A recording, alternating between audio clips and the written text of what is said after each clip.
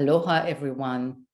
Welcome back to my channel, Astrology Dome. My name is Galit, and today I'm going to talk to you about Mars in Gemini. Mars is going to go retrograde in Gemini, and it's going to spend about 8 months in that sign. That's a very long time for Mars. It usually spends between 5 to 6 weeks in each sign, and spending 8 months in a sign means a lot. So that means we are all going to be affected by this transit. And first of all, check where Gemini is in your chart, because that's the life department that is going to be highlighted for you. So what kind of ideas and themes are symbolized by that particular house for you? Those will be highlighted. But in general, let's take a deeper look at this transit and see what does it mean, and why does Mars need to spend such a long time in Gemini? What is it going to bring us? So let me share my screen with you. Here is my screen. Now, I don't know if you guys are familiar with mind mapping. I love mind mapping. Well, I love organizing information in a coherent visual way. For me, it's a very helpful tool to process my thinking. If you want to use that tool, I highly recommend, check it out. So let's take a look at what I want to talk about today. And I want to talk about Mars and Uranus. You may ask yourself, why Uranus? But let me explain.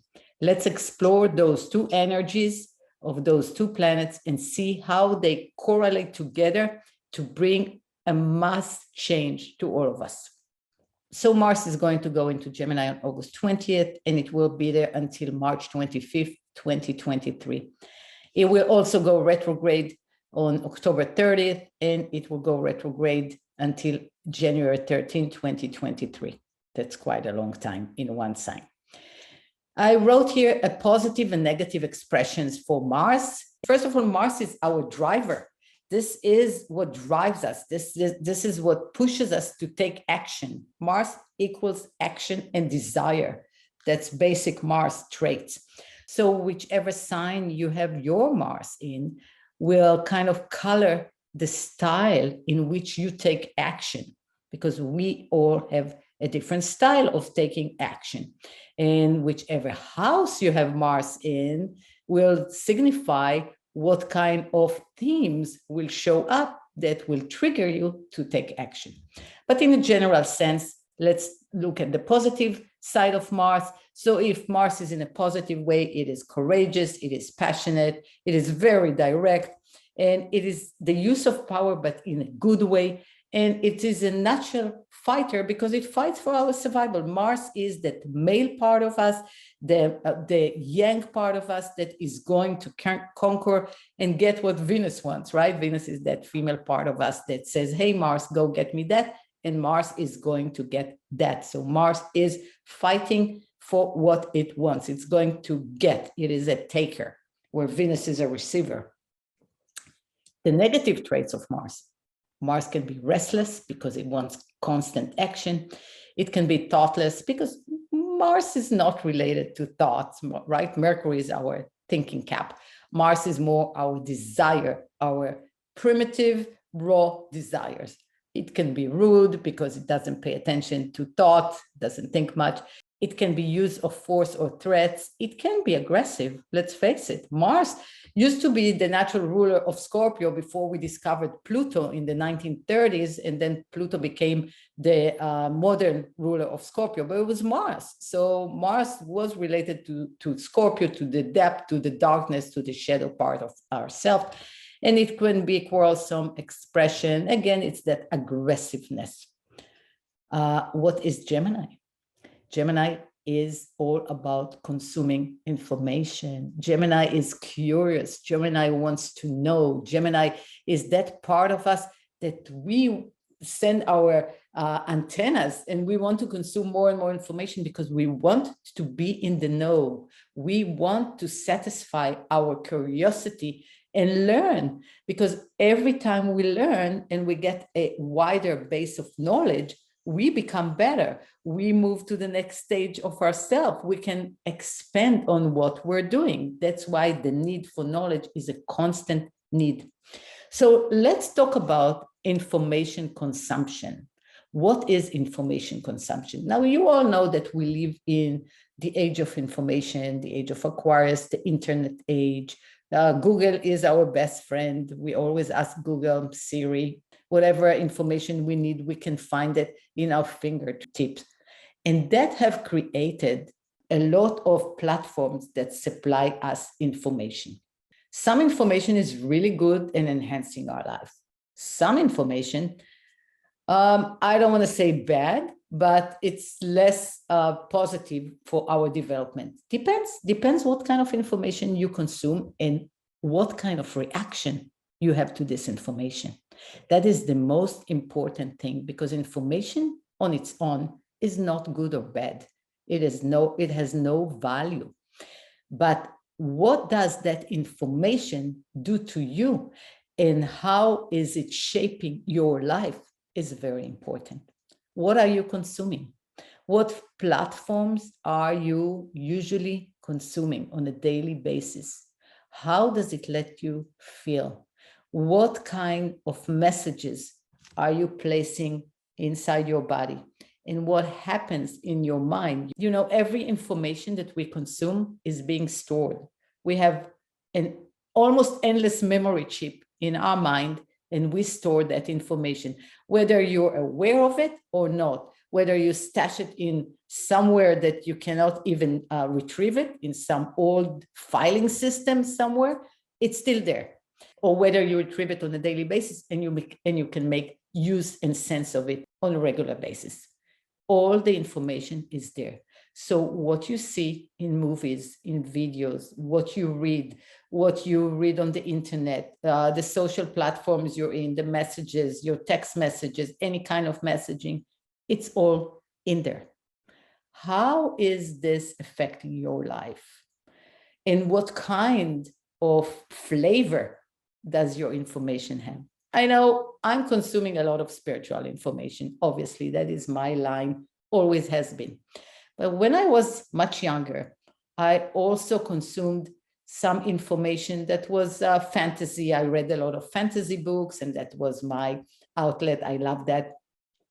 But whenever I consumed fearful information, I only saw one horror movie in my whole life. But that was enough. That was enough for me to know that horror movies are not for me, because it stuck, and the fear stuck with me for such a long time that I have made a decision at a very young age not to consume horror movies, because I was just too sensitive to consume that kind of information. So information consumption in this day and age is a really important subject. And maybe we should use discernment in consuming information, because everything we consume will eventually be some sort of an output for us. It will obviously trigger us emotionally, and it will create some sort of reaction from us. If you become aware of your thoughts and your action to the deepest sense, what kind of reflection can you see from the information that you consume and to the output that you're putting out there, in the way you communicate, in the way that you think, and in the way that you take action? So thoughts are the precursor of actions. The information helps us create thoughts. Then we create a thought that is based on some of our belief, because it has to be in alignment or in disalignment with our belief. Then we reject that thought. But if it is in alignment with our belief, we keep it, and then we act. So can you see that process in your life? And what kind of results this process is producing for you? Every time you see results that you don't like in your life, it's because you have projected some thoughts into actions, and those actions that you took or didn't take, because procrastination and not taking action is also an action. So those actions have created your reality. So what kind of reality do you see around you? Some of that reality is working for you. That's great. Those are thoughts and information that you have created into action, and they're working for you. Some is not working for you. Whatever is not working for you is a good clue to trace your thoughts, maybe trace it to info consumption. And that consumption could have been from your parents, from your peers, from growing up, from fears, from old trauma. That is information as well that you're storing. How can you retrieve or see the traces of that information and heal those and change it to information that is better for you and create better thoughts bank and create better actions? I think that Mars in Gemini will help us discern, or at least see, according to our action, it will help us see different avenues on how we consume information and what kind of actions we're taking because of that. Another point to consider when Mars is in Gemini is our communication. You know, the law of attraction says that what we see is actually a reflection of our vibration. But let's unpack those words a little bit. What does it mean, vibration? How do we vibrate? So we vibrate by the words we say. You hear me saying stuff, but you also see me. I am relating a lot of information that is not verbal at the moment. It's my hand movement. It's the way I see it. It's the way my body talks, right? Body language. It's a whole system of vibration that we are omitting to the world. And the world is reflecting back this vibration to us. So how are you speaking? What are you saying? What are you not saying, but you mean inside? Because this is being reflected as well. People pick it up. No matter if you said it or not, people pick up your subtext.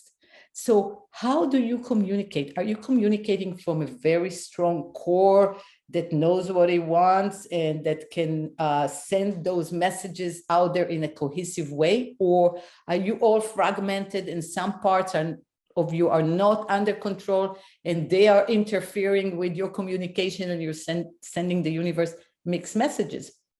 We are all on that axis between the perfection communicator to the fragmented, the chaotic communicator. We are all running on this axis.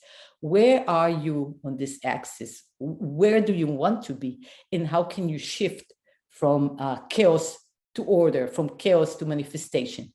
Where are you on this axis? It's a point to think about for 8 months. You got some time to do that. So let's go back to Uranus. And I'll tell you why I'm placing Uranus in Taurus here.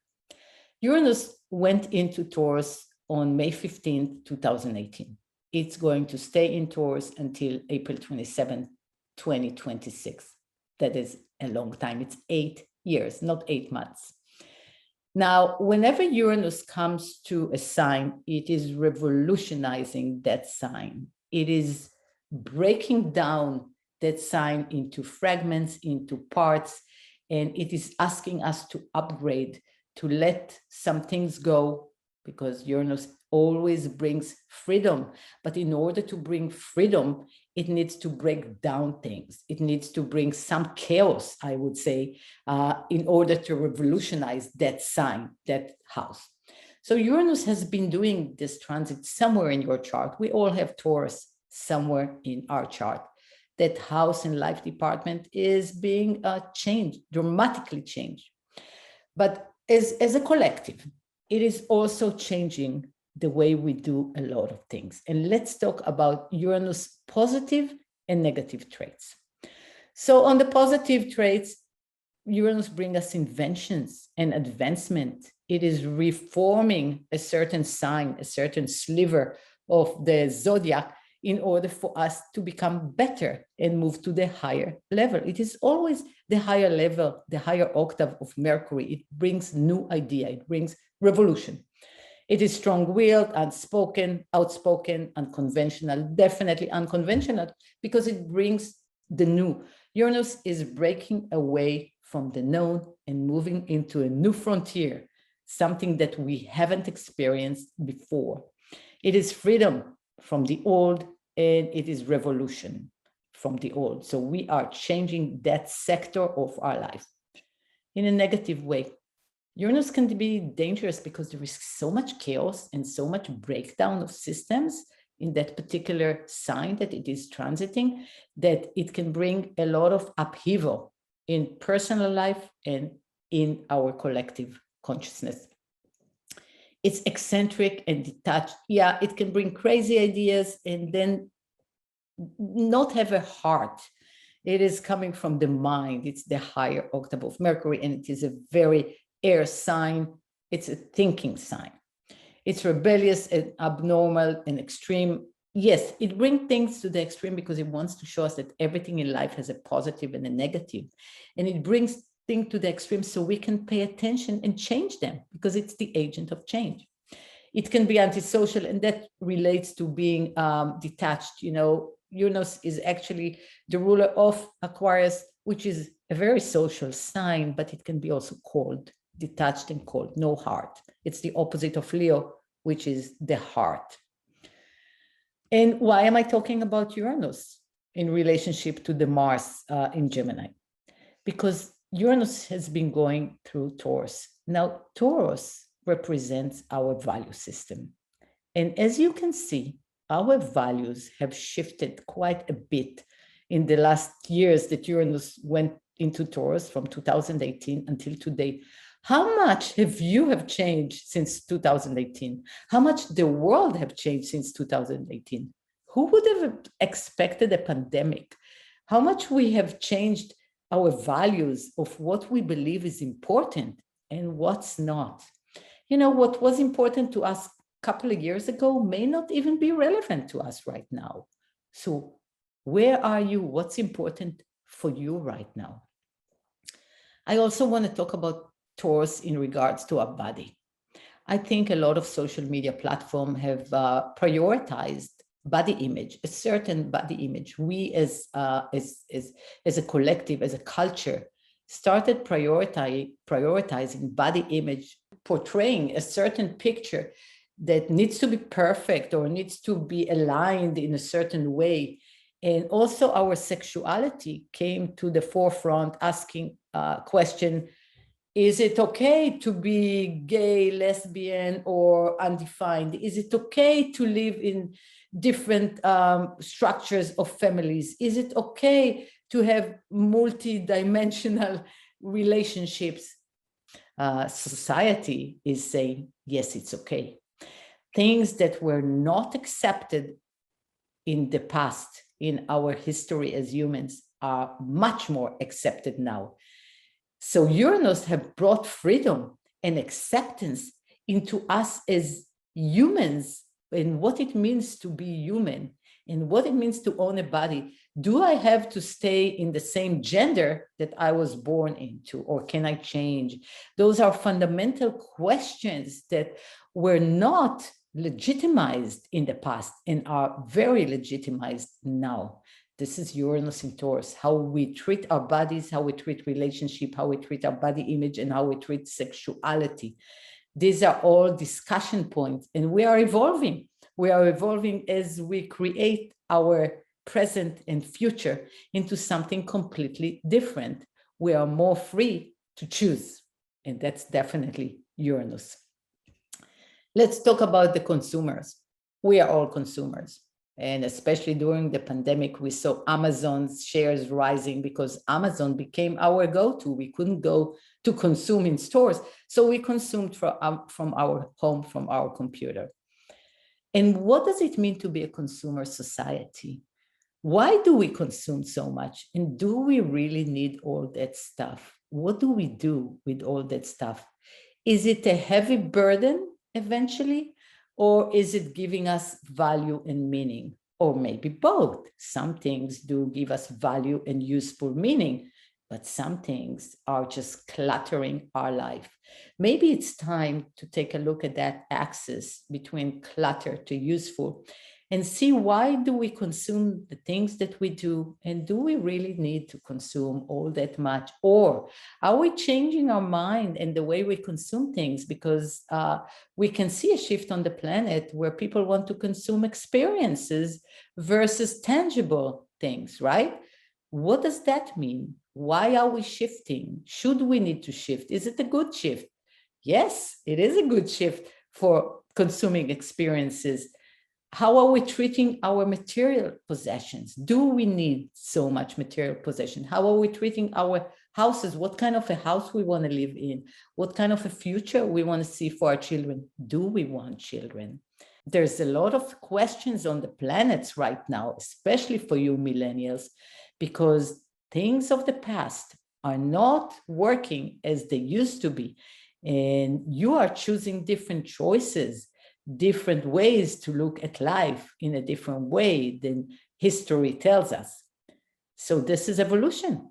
This is the purpose of evolution. We keep changing, and that's Uranus in Taurus. Let's talk about the earth and the land, the planet that we live on, and sustainability.